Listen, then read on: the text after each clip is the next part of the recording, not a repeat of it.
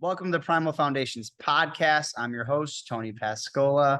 Today, we have a very special guest with us on our first live ever podcast, Steve Carlson.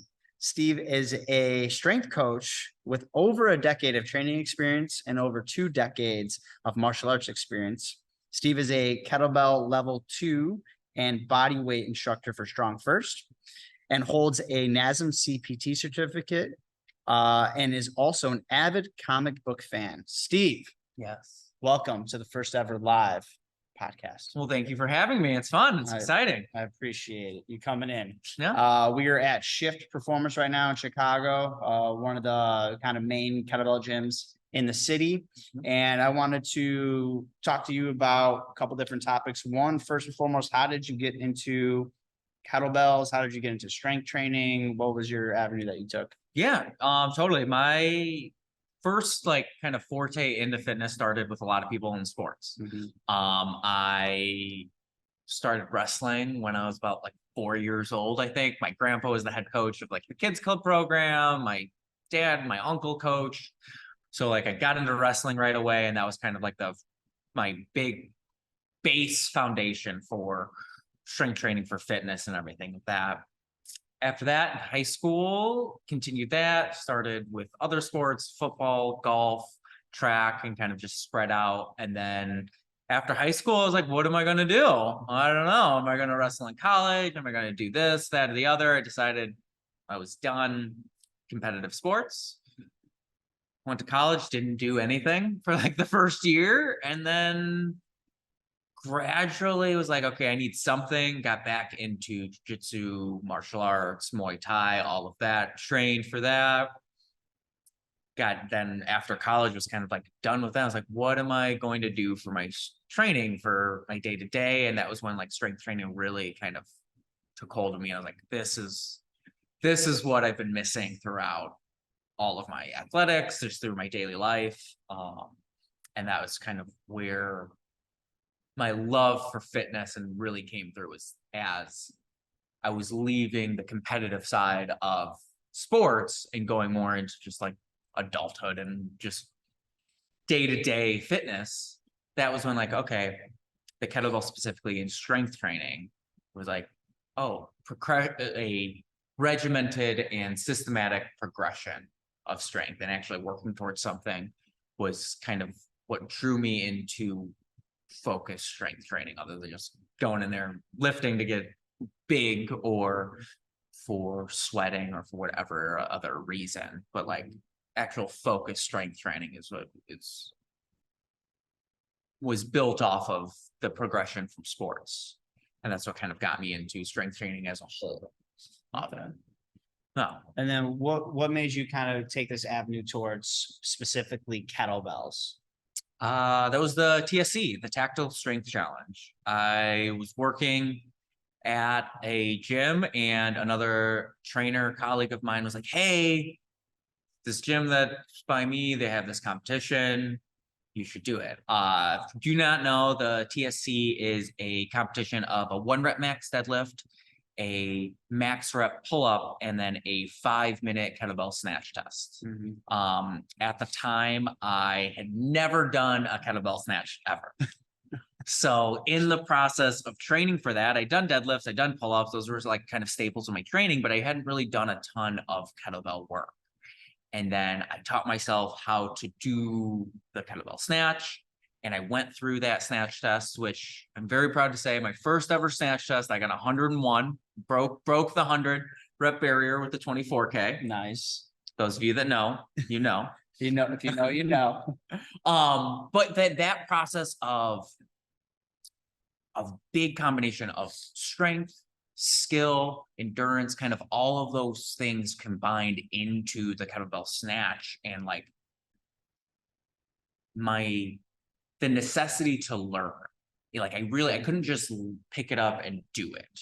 And then there was a lot of things, being physically active all of my life, that a lot of things that I just get up and do. It didn't take a lot of thought and just kind of innate athleticism. Where some of that transferred over to the kettlebell, definitely the skill and focus needed to learn it was really what brought me into it. It's like, okay, it's only 53 pounds, but and it's only 5 minutes, but how can I do that powerfully, safely for that entire time? And the process of learning it is what drew me into kettlebells even more. Like after that, I was like, oh, well, okay, I want to do this with a bigger bell. I want to do this faster. I want to have this transfer over to other things. And that was what really brought me into the kettlebell, was like the skill, focus, and technique needed to learn it. Not just to do it, but to learn it and to really think about it and look at kettlebell skills from that lens of training for the TSC really helped me like decide this is the niche that I want to get into with my strength training. And that was TSC in 13, 14. So 10 plus years 10, ago. Yeah, Yeah. we're old. Yeah, we're old. We're old. Over a decade. Over a decade ago. So after going through TSC and all these things, is this where you fell in love with the kettlebell, you fell in love with the training? Is that where you took off to become a StrongFirst instructor? Yeah. So the StrongFirst puts on the TSC, and I went to go work at another gym. So my that other colleague, the trainer he was at, I worked there, and they were a kettlebell focused gym. And as I was training to be a bigger role there, that was when I started training for my SFG. And the SFG kettlebell cert is, I won't say one of a kind, but definitely very rare in the training community. With a lot of certifications, you go in there and you just take a test and you leave. Like there's not a ton of like actual learning that is going on at the certification, at the seminar. Then there are the ones where there are some sort of like lecturing or teaching going on, but then it is still just going to and filling out a paperwork, and like that is how they determine if you pass the certification. Well, there's merits in that. What I really like about the StrongFirst certifications is that one, it's level 1 is a 3-day event. Like going back to the kettlebell being a skill and knowing how to do that, and learning how to learn how to do that, and learning how to teach people to do that. It's more than 1 day. You train for it leading up to it, and then you take those 3 days to actually learn it. And during that learning, you're doing things. There is a component of it where you are tested to show that you have proficiency in the movements, which I think is really good. In order to be able to teach a movement, you should be able to, in my opinion, be able to demonstrate and like perform the movement. So that's what really drew me into StrongFirst, was that kind of aspect of it. And just like the community of it. Like there's a bunch of people there, you're all going through it, and it's just a lot of fun to learn something together with people. Yeah. And I think that a big part of it is, yeah, you can talk the talk, but can you walk the walk? exactly, 100%. And that's what's great about the StrongFirst certifications, is that you have to go in there and you have to actually show that you can do the movements, and to recertify you have to go through and do that same stuff again. And that is something that may not have a ton of like practical overlay, but I think in integrity of the certification, and as an industry where the barrier for entry as a trainer is relatively low, that it is just another thing. It's when I see someone who went through a StrongFirst certification, I know that okay, that they more than likely put in the work, put in the time, and wasn't just like, I'm going to do this weekend. Or the gym that I'm at, they put on a insert generic certification clinic for the weekend, and I went in there and I did that, and now I'm a trainer. Right.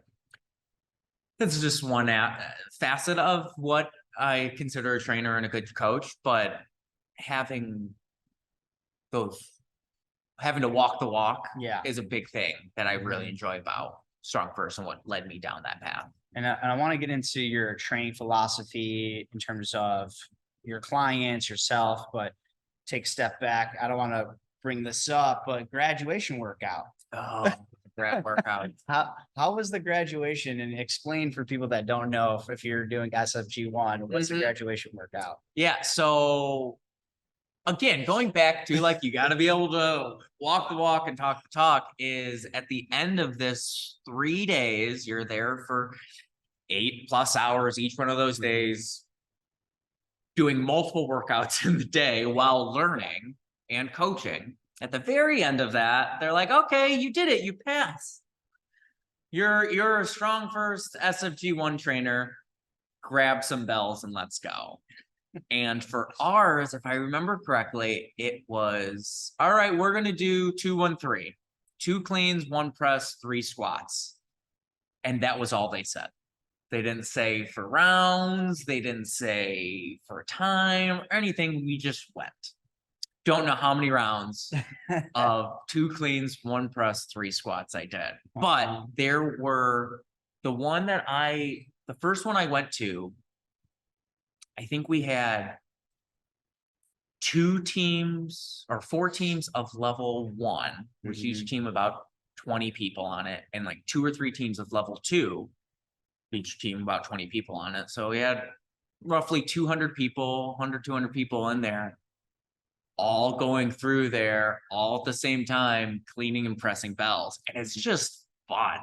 Like, I've never been so tired and so sore and so ready to be done and simultaneously still have a lot of fun. And that's what's really great, is that community and that kind of camaraderie that comes through StrongFirst. That is probably one of the big things that I really like about StrongFirst. And grad workout aside, but it's a good thing, and I really like it too, because it is a little bit of mental fortitude practice too, which is a huge component leading into the next thing about my fitness philosophy, is that kind of just grit that you need at times to get through things. Like, and that's one of those, it's like, all right, you just got to kind of do it. And I probably wouldn't have done it if I wasn't there in that group of people.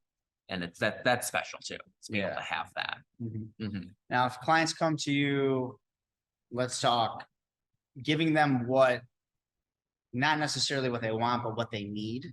What do you prescribe for your clients in terms of duration, time of days, types of workouts? Is it dependent on person, or just general philosophy of like, somebody's coming in, these are the things that we need to make sure we're hitting?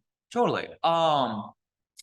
My kind of philosophy on fitness and life and strength is that nothing is harder when you're stronger. Nothing that you want to do is going to be harder because you're a little bit stronger. And my goal as a trainer with my clients, especially one-on-one clients, is to facilitate that. Is I truly believe that being strong is a core component of my personal happiness and can be a core component of other people's happiness. And a lot of people don't know that. A lot of people don't know that they are physically capable of being strong. Or when, I mean, I've talked to you about this outside of this, that some of my favorite clients are like young women who have never trained before and have never done anything physical because they've either thought that they couldn't, or been told that they couldn't, or just didn't know. And then seeing those people just get strong, it's awesome to see anybody, but to really see someone who never thought they could be strong, or their definition of what strength is totally changed. That is where I start my programming from for anybody, regardless of what their goals are. Because again, not only will being stronger not make anything harder, being stronger makes things easier a lot of times. Losing weight, being able to physically do something like going just day-to-day life is a little bit easier when you're a little bit stronger. So my goal is not necessarily to prescribe sets and reps and specific exercises, but to kind of change the mindset of training and what working out is for a lot of my clients, because a lot of people don't understand, or at least don't understand the way that I want them to. Because I want people to be strong, be happy with being strong, and then see all of the other effects that can bring, and how that will be the foundation that you need to get to your goals. Because a lot of people, to your point, come in and they say exactly what they want. This is what I need. I need to lose 20 pounds by X day. I'm running a marathon at this time. XYZ, whatever it is, they have very specific goals. Right. But in my mind, we need to take a couple steps back, get a really good foundation of strength. And while we're building that foundation, then it's my turn to shift the mindset, because being stronger is so much more than physical. Yeah. Like that mental fortitude and that grit that you needed in that grad workout can transfer over to just getting up and going to the gym at times. And like looking at it as that is one of my primary goals, more so than the exercises themselves. Okay. Because exercises and training programs are pretty straightforward and easy. Like, I mean, I could go online right now and get you 100 good, high quality programs that you or I would definitely see whatever results that we specifically wanted, and we could find a program for that. What I want to bring to that table, to my training philosophy, is to get people to want that, and to get people to understand why that's needed and why the things that we're doing are going to help them reach their goals, when they may have seen something else online that said something completely different. Yeah. So it's, as a trainer, especially in a one-on-one setting, it's more, in my mind, connecting to the person. Like you're a personal trainer, and facilitating what they need for their strength gains. And that is not always sets and reps and exercises. That is secondary, in my opinion. That getting to know what that person needs in terms of kind of format and motivation and all of those things are way more important than the exercises themselves. You guys are more of like, yes, it's a coach and student type relationship, but it's also like, it's more of a partnership, really. 100%. Yeah, that's a good way to put it, is that like, they don't need me to count their reps. Like, I'm not doing anything as a trainer. We're standing there. The person, the member is the one doing the work. Where I come in, it's the correction and the form and the teaching component of it, but it's to motivate. And like, that is a huge part of our job as trainers. And it's to motivate, not just to motivate in the moment, but to motivate in the grand scheme of things. Like, if someone doesn't enjoy working out and doesn't enjoy coming into the gym, doesn't enjoy doing anything at all involved in fitness, they're not going to get results no matter how good the program is, because they don't like doing it. Like, I mean, we know that we're supposed to eat our veggies or whatever, present company excluded. I ate steak. But like, we all know those things that we're supposed to do, that we know are good for us, we know will help us reach our goals, but we don't always do them. Our trainers, we as trainers, our job is to motivate that all the way through. Have it be at the beginning when they first come in, have it be in the workout, or have it be when they're done, and talking about like motivating in terms of like just congratulating or like being positive in that regard to it. And that is a huge component of my training, is being supportive as well as knowledgeable and technical. So there's a ton of people that know way more than me in physical training and in how to cue people and all of that. Like, I am a good trainer. I am a great coach. I really focus in on a lot of my members, and I want to help them reach their goals through a means that is appropriate for them. And that makes it way more fun and enjoyable for me too. Like that's a little selfish there, but like it's fun to train people that enjoy coming in and hanging out with people who enjoy being in the place where they're at. It's not fun being around people who don't enjoy where they're at. So that's probably the base of my fitness philosophy, is really meeting the people where they're at and like getting them there.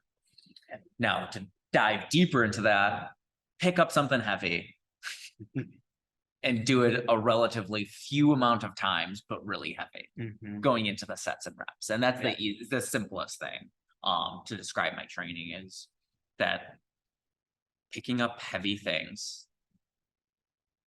increases heart rate and gives you a cardiovascular effect. It definitely makes you stronger and makes things feel lighter outside of the heavy thing that you're picking up, and is quantitatively progressive. You can feel how much easier something will be when it's the exact same way. Yeah. Whereas like time for running, or like, oh, I feel better after that 60-minute workout, say it's just like a random like HIIT style workout. Randomized, generally don't really know, other than like, okay, I'm working for 60 minutes. Whereas like, okay, I moved these bells, same exact size bells for X amount of time, and it is a very tangible progression. So like those are definitely my core components of more of like physically what my training. Pick up something heavy and be able to do it in a systematic, progressive way. And I think you said part about the motivating of the clients is, one thing is like that programming in itself is motivating, because, for example, you get clients that go to these high intensity interval training gyms or workouts and they absolutely crush themselves. They don't want to come back. Exactly. They're not motivated to come back. I mean, you're saying, yeah, do hard work, relatively less reps. Yeah, I feel tremendously better. Obviously, I don't know how other people feel. Right. Just from my observation, my clients, members, myself, my colleagues, everybody I know that trains for 60 minutes of regularly trains for like 60 minutes of strength focused work, leaves in a much happier, better state than when they came in. Whereas a lot of other times when you just spend 60 minutes crushing yourself, sweating, being tired, being sore and exhausted, like I don't want to go back to that. And I see a lot of people not look happy after they leave those. And it's just like, I don't see the reason why to put myself through that. Now I can understand if you don't know what you don't know. Right. And that's where I stand on a lot of that. And that's, again, where the motivation comes in. For me, it's to motivate people not just to do the work, but to understand why we could do things different. Yeah. So motivation, coming back to motivation being my primary job again for a lot of times. And then I think I was talking to you previously and you were saying you did some like hikes. Oh, yeah. Or whatever. Not necessarily training for those things and putting yourselves in the situations, but yeah. So like my training for like the last 6 months or so has been anywhere between 50 and 100 swings and anywhere between 3 to 5 get-ups every training day, 3 to 5 days a week. And then random strength training. Intuitive? Yes, intuitive. Variable. Combinations of swing, press, and squat. Or clean, press, and squat. So I would just do 2-1-3, going back to that 2-1-3 for 5 rounds, or say like, oh, I really want to do that. I'll do a bunch of rounds of that, and maybe only like 10, like 50 swings and 10 get-ups. But so I did not change my training very much at all. It's just picking up something heavy for relatively low reps for a decent amount of time. And it got me I just went to Zion National Park. We hiked Angel's Landing, which is at the top, about a mile of elevation. And then I think we have to go up like 1,200 feet of elevation from the base, maybe farther. I can't remember. But it's all chain assisted. So you're like on a rock face and you're grabbing onto a metal chain link rope to go up there. And like, that's something that takes some physicality and takes some prerequisites for, but my general strength training, totally fine. I had a 30-pound pack on my back and I was fine. It was no issue whatsoever. And it was something I've never done before. I've never gone for a long hike more than like probably 5 miles ever in my life. And we were hiking 15 miles a day. And I attribute that to just a consistent general strength program. I am generally strong. Yeah. Nothing's harder when you're a little bit stronger. I've always heard the quote, I don't know who said it, but strong fixes a lot. It does. It Strong does. fixes a lot. Yeah. I mean, there are other things to that too, but like if you could only do one type of training, like I would strongly recommend like strength training. And it's something that for longevity. Yeah. Like as a parent now, that is another huge component of my training is that like I want to be able to do things with Wes, my son, forever. And then eventually, like if he has children, I want to be able to do the same things that I'm doing with Wes now that I could do with his kids, or maybe even his kids' kids. Like, I don't know, but I want to always be able to do things. So that longevity is another thing where strength training is huge for. Yeah. Like, I mean, if you can build a good foundation of strength younger, then it's enough to carry over for a long time. I can't remember where I heard this quote. Another quote is, and it's one that I've relayed to a lot of members for, is strength and cardio are inverse. Cardio, easy to get, easy to lose. Strength, hard to get, hard to lose. You take a week out of the gym, 2 weeks out of the gym, first week you come back, you're going to be huffing and puffing a little bit, but then after a week or so, you're gonna be like, oh, that's fine. Like your cardiovascular endurance comes back relatively quick. Strength training, if you spend a long time building a good foundation of strength, taking time off and coming back to it is going to be relatively easy. Yeah. And that idea of like old man strength. Like we've all shaken hands with somebody who are like, all right, this old guy, and he comes in and he like is a super firm handshake, and you're like, oh, all right then. That idea of like foundational strength to carry you along and to help with longevity and to be the building block that you build everything off of is huge, and another kind of component of my philosophy and what I put into more of my daily life and my kind of extracurricular stuff, not just my focused strength training, but like extracurricular. It's like I want to be able to do everything. I want to never be able to not physically do something. And that's a huge thing of mine. I think that's like a big point, because I tell people all the time, I train probably 3 to 5 times a week. 3 to 5 hours is what my always like. Yeah, that's kind of just my like golden time frame. Sometimes that will be 5 shorter ones. Sometimes it will be 2 or 3 longer ones. But like 3 to 5 hours, I found is when I get the most results for what I want. Yeah, and I used to be a 6-day a weeker, right? I had 6 days a week. And it's just so crazy to me that probably in the past like year, maybe a little more, I've just dialed back. And this is somebody who's done Ironman, marathons, all these things, lifting while I was doing all that stuff. Just the hours on end of like wasted time, not wasted. I was training for something. Totally. And I tell people like I did those things to complete that, not necessarily to be healthy. So that's two different things. 100%. Yeah. And that's a whole other thing of like, I mean, quick tangent, but like take like Olympic lifting, for example. Yeah. I view Olympic lifting as a high level sport. It's a sport. takes a lot of skill, a lot of technique, a lot of practice, a lot of strength. Yeah. A lot of people practice that sport as they're training.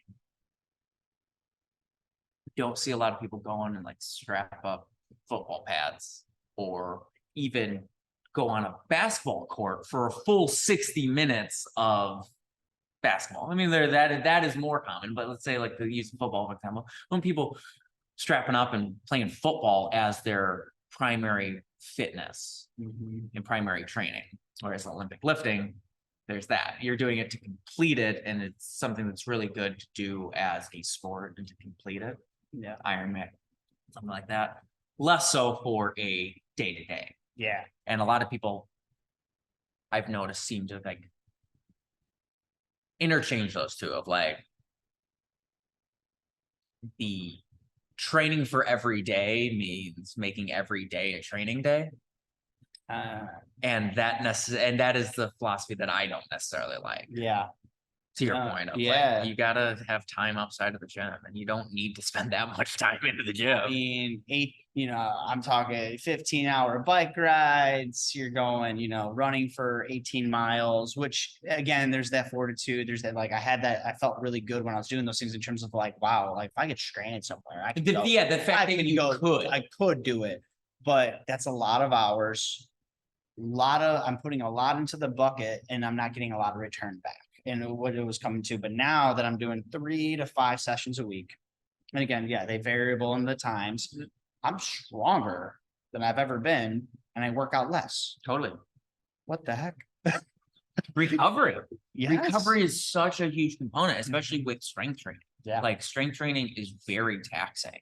So I mentioned earlier that it's relatively low reps. So when I'm picking up something really heavy, putting a lot of stress at one time, that is not equated with a lightweight for a lot of times.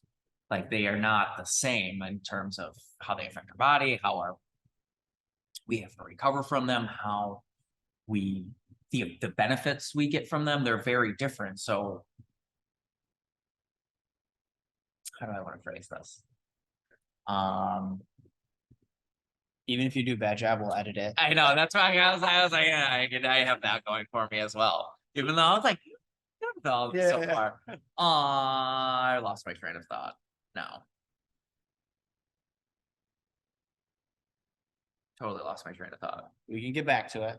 Yes. I'll start us off with a different combo of how we met. Oh yeah. And how weird the world is, where people's lives just intertwine somehow. So for those that don't know, I used to go to a gym that Steve was a part of, and primarily a kettlebell gym.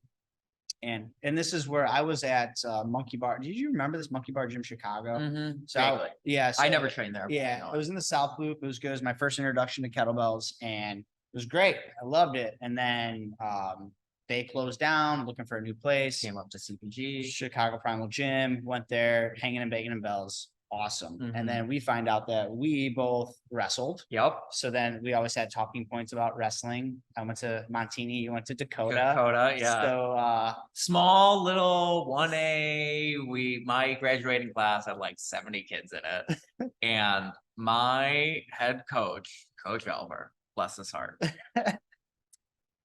he didn't care about our feelings.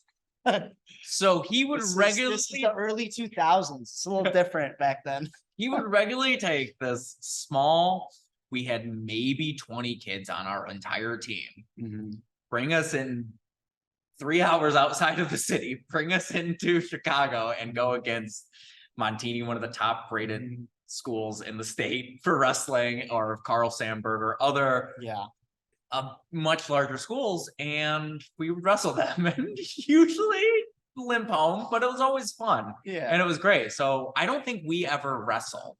We never I don't think our teams ever wrestled together. or There was a little split because you guys were single A, we jumped up to 2A. Yeah. And then now the state of Illinois has 3 classes. It's very convoluted. Yeah. But yes, it went from 1 to 3 to 7 to now 2. Yeah. I don't know. Yeah. But yeah, so like we were wrestling in Illinois around the same time, and then met through CPG, and then after that, CPG closed. I left. You left. I went my separate way just because for moving purposes, it was too far to get to CPG. Doing kettlebells on my own, this, that, or the other. Run into Steve at my SFG one. One of the gym that I was at, one of my other coworkers there, one of the other trainers was going through the SFG one as well, and then I was there to support him, and I ran into you, and we caught up, talked about wrestling, comic books. Yes. If you don't know, Steve's tagline is kettlebell and comics. Yep. Right. Pretty straightforward for Instagram. Yeah. And then I was looking to as being a PE teacher, can't really work with bells as much as I would love to. So then I started reaching out to different gyms, and I reached out to Spindle, and lo and behold, I was the general manager at Spindle. Yeah. And we reconnected, talked there. We brought him on as another trainer. It was great. Awesome to have another person in there to kind of talk ideas, talk shop with. Unfortunately, that gym is no longer here. And shortly after, I guess it was about a year after you came on. Almost, Spindle closed. And then over this last summer, we kind of reconnected over coffee, and we're like, hey, let's swing some bells together. Let's get ideas together. And we just kind of reconnected over our love for strength training and kind of wanting to teach bells, teach strength, and all of that, and collect our 2 minds together. I totally had a hidden agenda for before our coffee date. Yes. Yeah. My agenda was, I want to do workshops. I want to do online programming. I want to have this whole nother avenue. And it just so happened, I talked to Steve, and I start, what do you think about, teaming up and doing a workshop together, kettlebell? And your response was, yes, absolutely. Because literally the 2 nights before we had our coffee, I was talking with my wife, and I was like, what do I want to do for my next steps? With Spindle being closed, and I was doing one-on-one clients and kind of a much part-time role. I was like, what is my next step in fitness to be? It's I love teaching the bell. I love teaching people. What about workshops and clinics and really focusing in on that? And then you texted me the next day, and then the day after that we met up, and that is where the Strength Collective came from. Yeah. And it was very fortuitous and made sense. It was just to your point of the lives intertwine, come back apart, back together, and then here we are talking about strength. Crushing it. So we started this little side venture of the Strength Collective with all the aspects that we've talked about. Being strong is important. It's good to build the foundation. We held a first workshop. You want to talk about how that went? Yeah, it was great. The workshop was very focused on swing and the get up, and then goblet cleans and kind of just general kettlebell techniques and ideas and philosophy of strength, of kettlebell strength. And what was great about it was that it was a space for people to learn. And that's what's great about these kettlebell clinics and workshops, and why I think they're so important for not only trainers, but for general population and for members of gyms to do it as well, is because it's a space where you can come in and not worry about a workout. So much of, especially being in a major metropolitan area with people moving faster and kind of just the general speed of life, people want to come in, get their workout and get on with their life.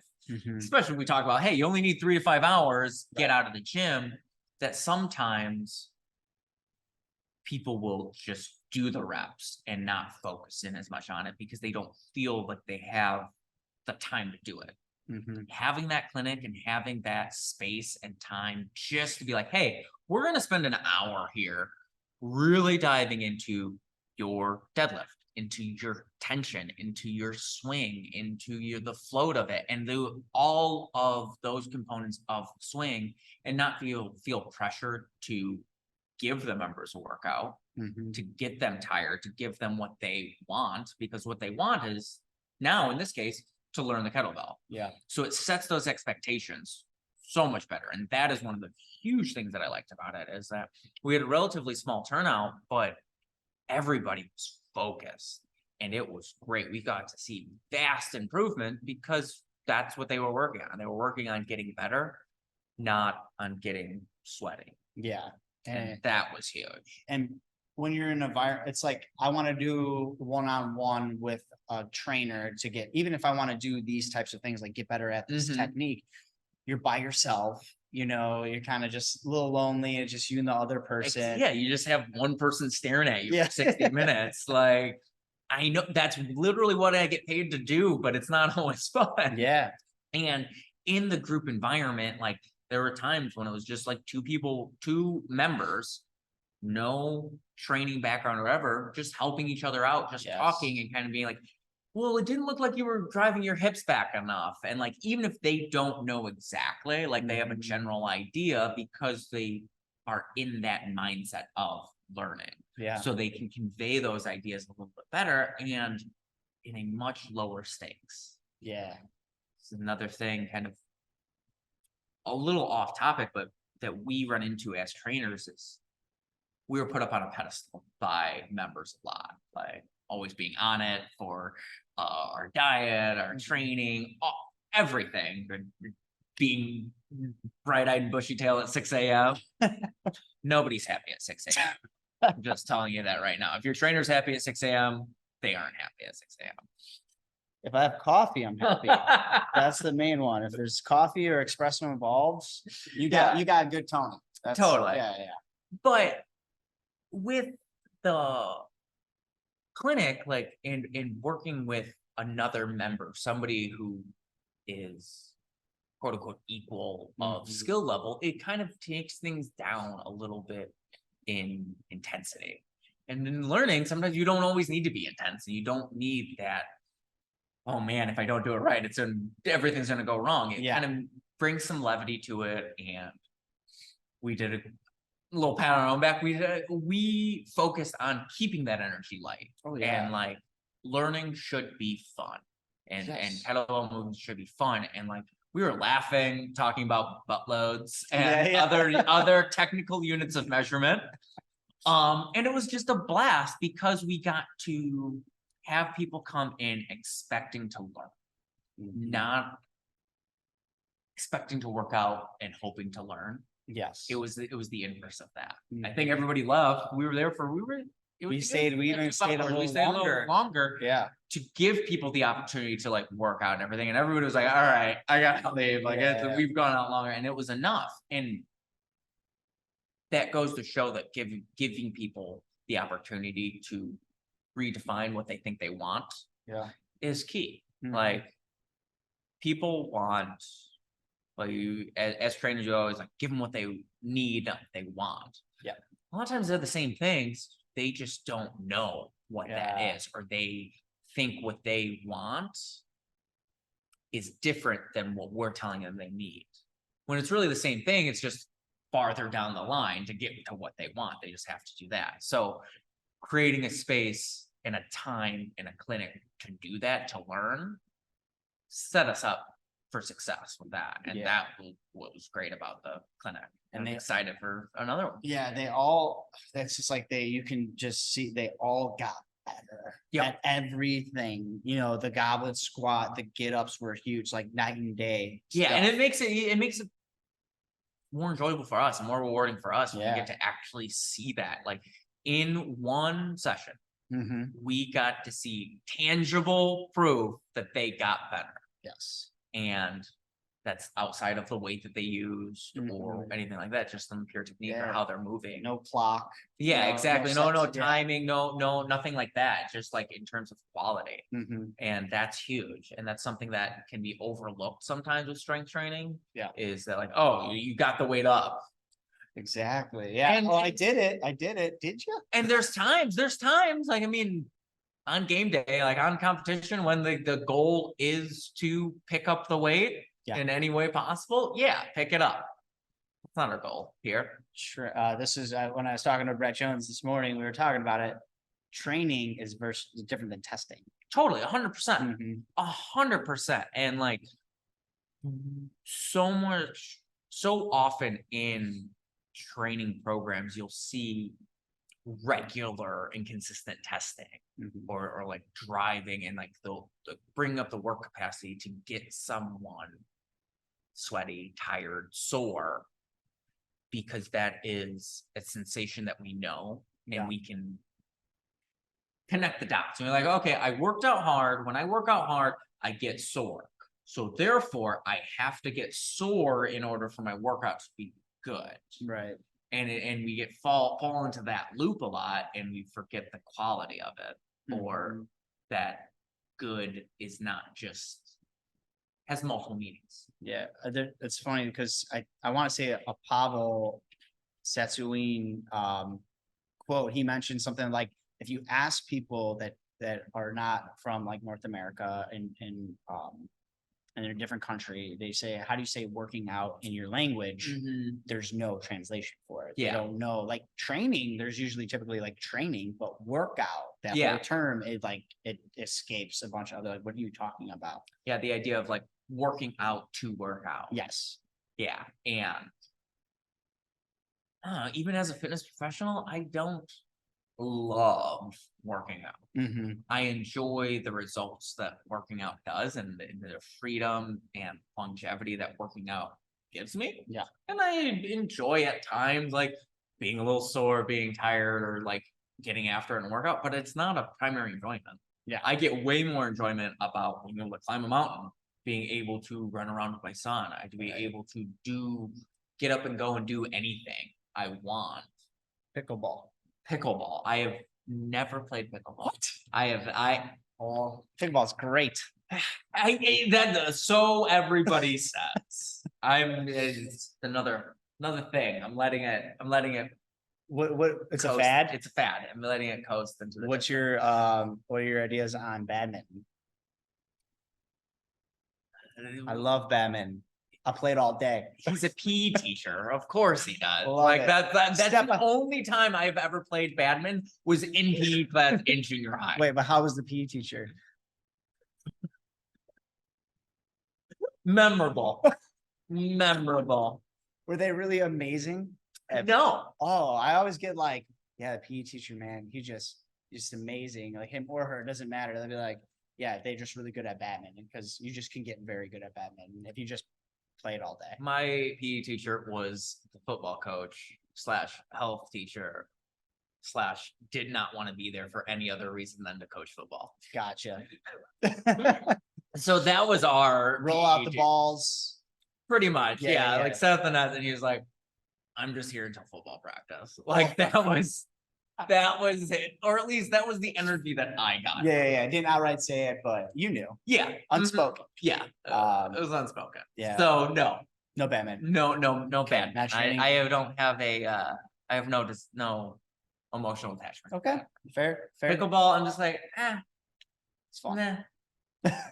Fastest growing sport in America. I digress. So I've heard.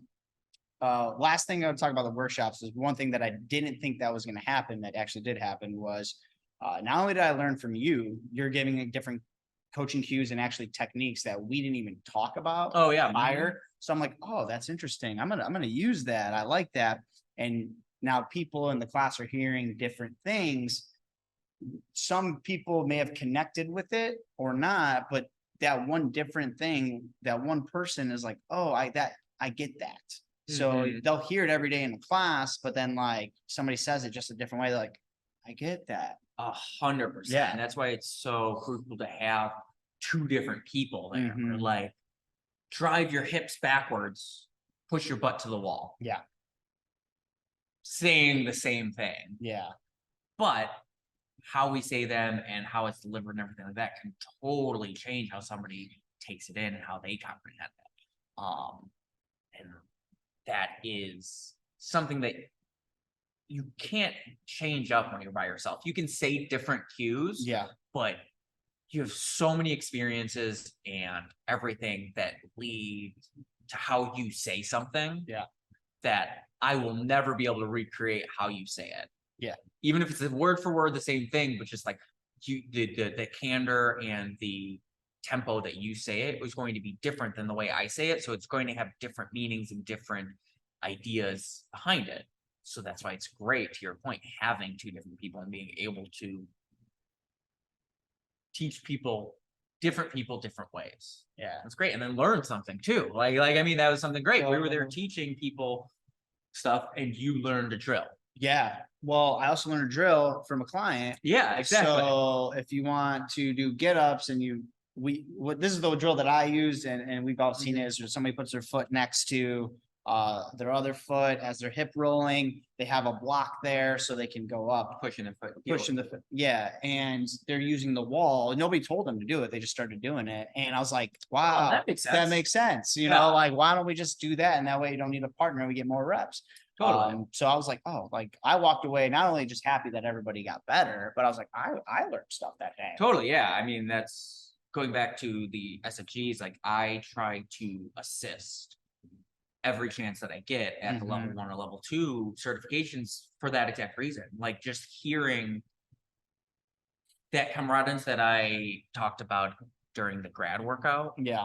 Is tenfold in the assistance with the assistance and the leadership and everything like that. So like I have made like lifelong friends through other assistants there that I talk to, and we regularly keep up and talk training and fitness and all of that. And you learn so much more by being around those people and just being in that environment. So having more people around, it just makes things more fun and better for everyone. Right. Yeah. In terms of Strength Collective, put on workshops, things like that, what's the next thing? Well, it's funny you ask. My personal training, the workouts that I am doing for myself. Terminology is tough when you're a trainer, or they say personal training and training and fitness, working. I'm just gonna restart this over. It's okay. We'll edit it in post. Can you restate the question? Can you use it as sentence? Beyond the workshops, what are the next things happening with the Strength Collective? Yeah. Well, we just put together a kettlebell 101 program, and that I am currently going through myself. Helps me get a little bit of structure and stuff like that. But it's been great going through this program because it is a way to build and develop your swing and get up at home. So the kettlebell has, over the last decade, gained in popularity so much, and we've seen so many people take it and try to use it to less than stellar results. And the idea of what a good foundation of kettlebell work is felt like a void.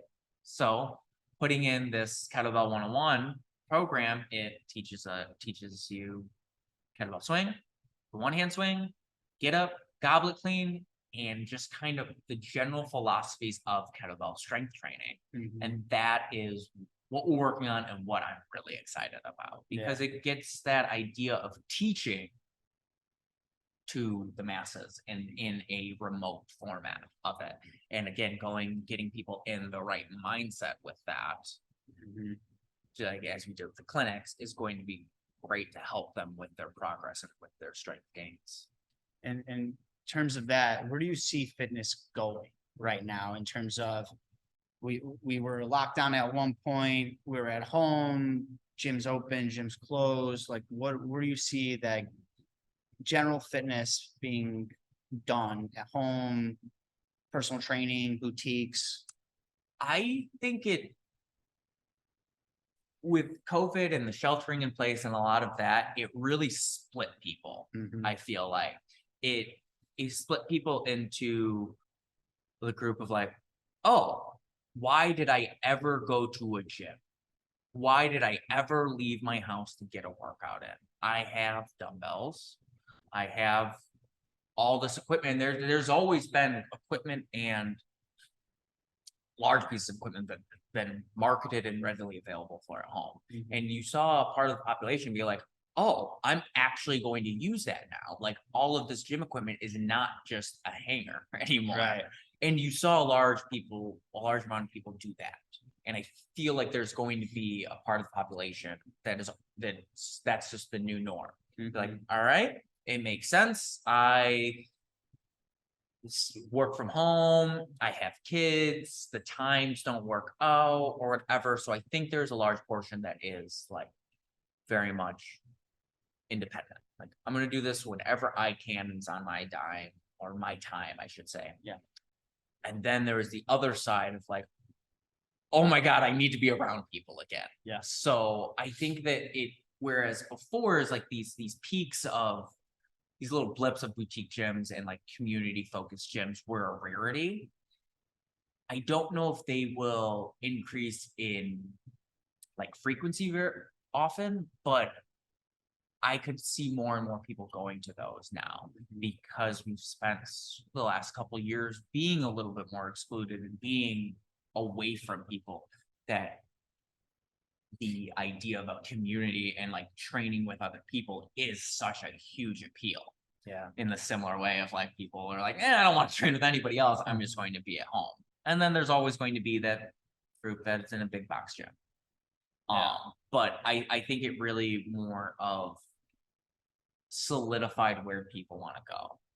Like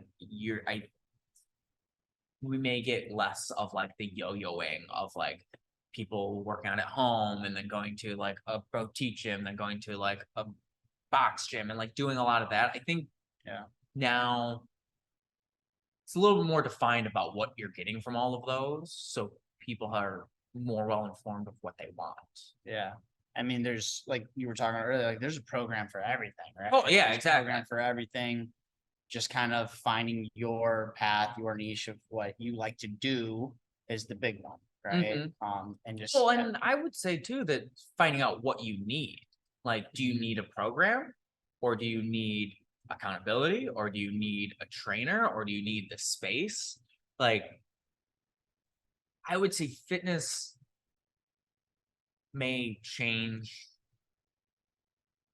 kind of the modes of it, have it be at home or big box or a group training gym. But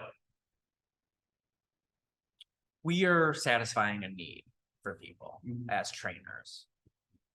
And we have to figure out what that need is. So like take the Strength Collective, for example, I feel like our need is people want kettlebell training they can do at home whenever they want. That's what that kettlebell one-on-one program is for.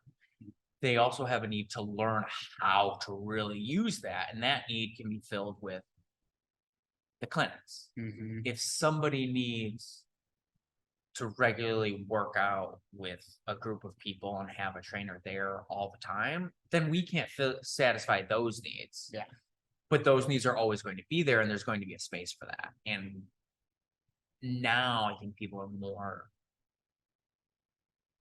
knowledgeable of what they need. Yeah. Especially with so many options that people are like, okay, that doesn't work. That doesn't work. That doesn't work. Yeah. This is what I need. And you're going to see more of like people finding what they need. And then if you can deliver it, plenty of loyalty and legacy membership. Yeah. And I think you mentioned like kind of accountability piece. I know that I was doing one-on-one personal training, and then a lot of my clients are like, oh, I'm working from home now. Can I do these at home? Great. And it's just like sending them things through the app, and and we talk about the button, right? Like the fact that they get to click a button and say, I did this, or input the weight. That's like, because we're instant gratification people. Oh, like, exactly. I want it now. I want to click the button. I want to check it off. And it's just like, wow, versus, sending somebody like back in the day, a Google spreadsheet or a spreadsheet or a PDF. And it's like, they look at it, it just looks like gibberish, but now they have the access to the videos. They can see like their last time or weight that they use. And it's Exactly. like, oh, now I have personal motivation plus the accountability piece. Well, yeah, and with that, and within the Train Heroic app, like you get to see progress, too. So like you really get to see it, and what's great about the one-on-one program or the app in general is that you can go back and you can look to see really what bells you are using and like what weight you are using, and you can see that because it's hard to see the forest through the woods at times. Like, this is heavy, this sucks, I'm sore, I'm tired, I didn't make it into the gym 3 times this week or whatever. You also can like look back and like, oh wow, like 6 months ago I went like 3 times and I was only using this weight. Oh wow, that's awesome. And you can see that it kind of brings it into perspective at times. And that's what's great again about kettlebell training, about strength training, is that very much like, okay, I lifted this much weight and now I can lift this much weight. And speaking about that, how do you feel about like in programming sense, and it's just for people, progressions and regressions in programming? Goes to situational. So first off, is it a group or a one-on-one? Like a person who gets programming. Well, we see a lot of people, they want like, oh, I want to get really, really strong. And they focus on a progressive overload principle, and they just want to continuously progress versus having this built-in progression, regression. Yeah, so like that idea of like cycling, like that can be really tough, especially when someone is like, oh, I'm feeling good and I want to get after it and I felt good and I'm like, why am I lifting weight, like lighter weights and things like that? And I totally get that. I find it really good to distract them with something shiny. Distract them with something shiny. Yes. Pray tell. So you're on a deadlift program.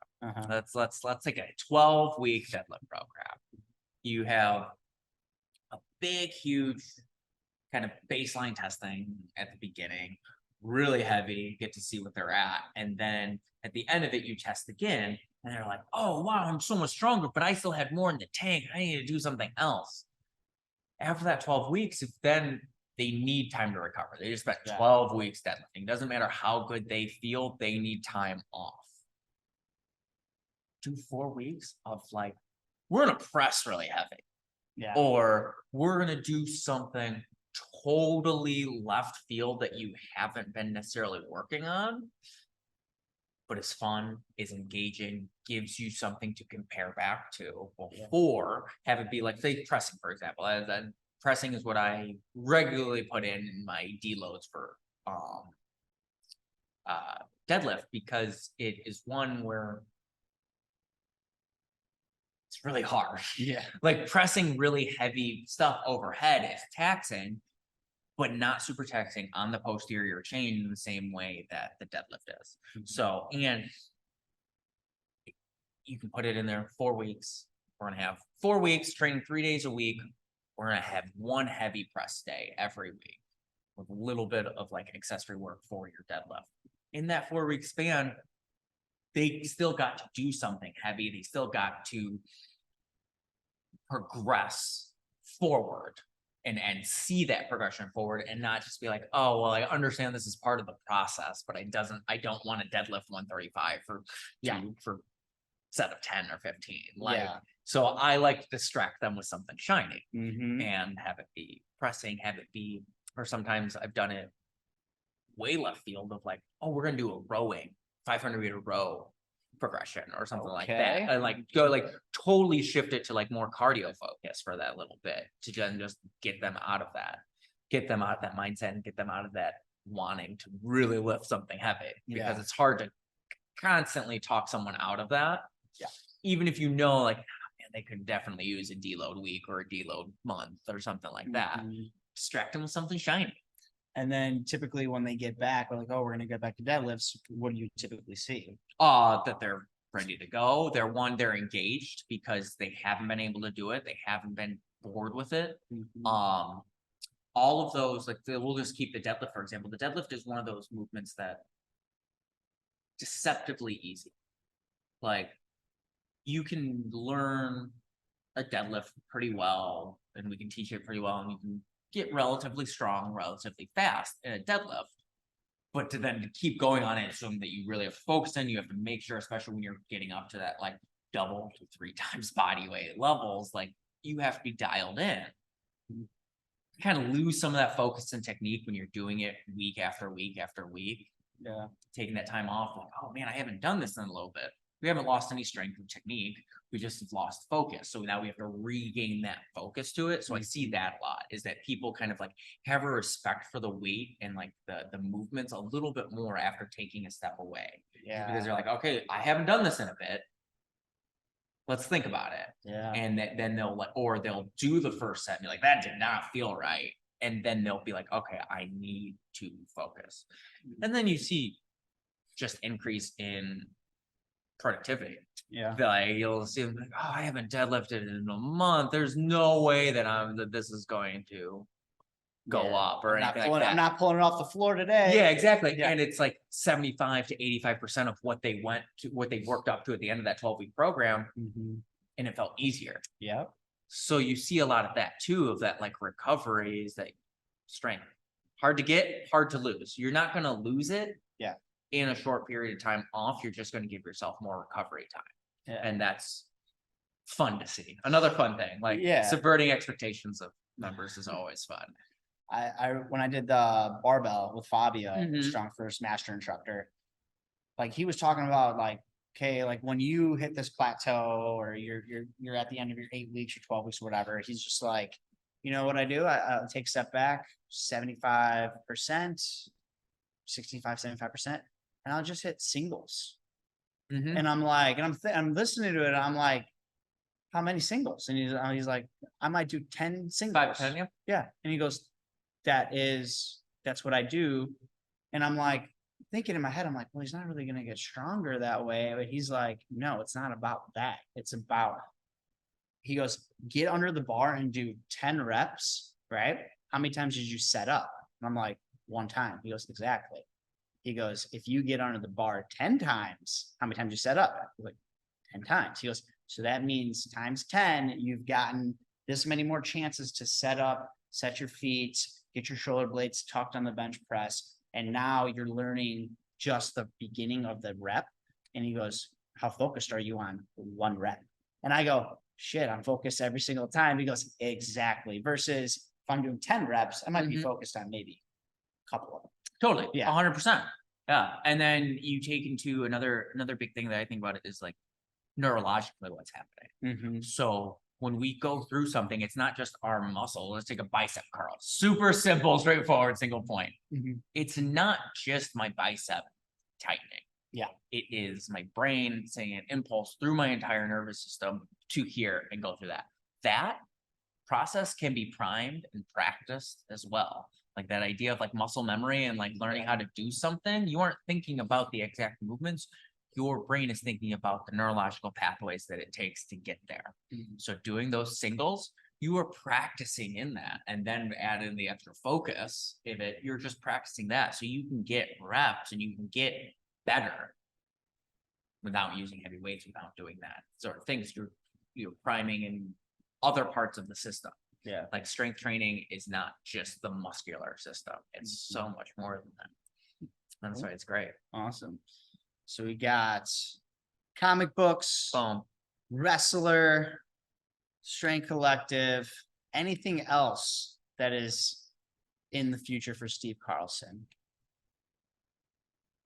That's a big question. It's a big question. That's a big question. I mean, the primary focus for me is my family right now. Like my son's 6 and he's a crazy person. He has a lot of energy, likes to climb on things, loves coming into the gym and working out with me. And as I touched on before, that like longevity in that is the biggest thing for me. And I want to physically be able to do everything. And I just want to be around and hang out with Wes. And like, that is such a huge component of all my decisions now. Yeah. That's the only thing that I can know for sure is that I'm gonna be hanging out with Wes a lot. Wes is gonna be getting in the gym, all of that. I've seen him deadlift some bells already. Oh yeah, he right here. He's deadlifted this. This is He's gotten to 24K to a lockout. It's about a 2 times body weight deadlift. And he's picked up a 32 that I could like slide a piece of paper underneath. It's getting there. You know, he's getting there. He's getting there. That's good. Well, thank you. I appreciate Of course. you coming in. It was a good time. Yeah. The first ever live podcast. We're live. We're live. We'll see how much editing we need to do. None. One take. Let's do a story real quick. So we're filming, right? And as we're filming, I was like, oh, is the camera rolling? And he's like, let me go check. And he goes, no, it's not rolling. I go, okay, because we were about to do this one take for the Strength Collective Kettlebell 101. I was like, we're gonna get in the first try. He goes, yeah, let's do it. Hits Click. the button. We do it. We nailed it. crush it. First attempt. Crush it. And then all of a sudden here is, I go, what? He goes, I hit the stop button. It was recording. I'm like, son of a. And we had to do it all over again. But we learned. We learned. It's a learning process. Well, thank you for coming to the first Thanks for having me. It was fun. It was awesome. And thank you for everybody listening. We'll see you next time on the Primal Foundations podcast.